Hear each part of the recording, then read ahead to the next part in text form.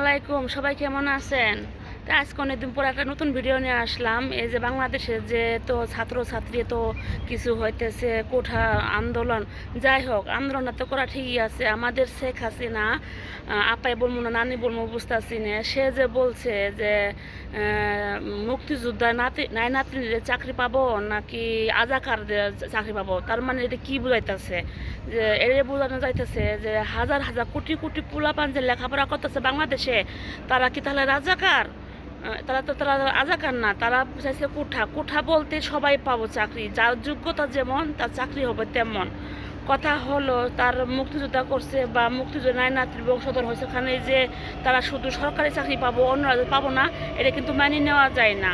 আর এই কথাটা আমি মত দিব না এবং বাংলাদেশের কোনো ব্যক্তি মত দিব না, কারণ এই কথাটা ভুল।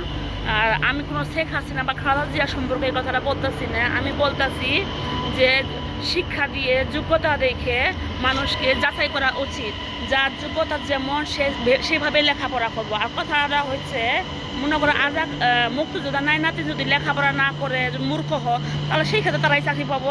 আর সব মুক্তিযোদ্ধার ছেলে মেয়ে নাই নাতি যে শিক্ষিত তা না, তারা চাকরি পাবে কীভাবে? আর কথা হলো, যারা লেখাপড়া যেমন চাকরি পাবে তেমন, কিন্তু কোনো মুক্তিযোদ্ধা পাবে ভাতা পাবে, সরকারি সহযোগিতা বাড়ি পাবে গাড়ি পাবে, ঠিক আছে, কিন্তু শিক্ষার সাথে এর কোনো মিল নেই, ঠিক আছে।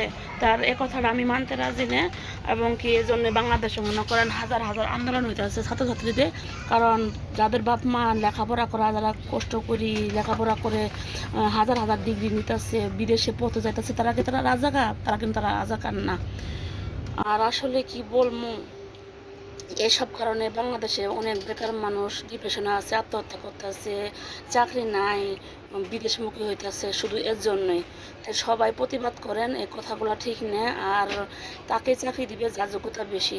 সবাই ভালো থাকবেন। আসসালামু আলাইকুম।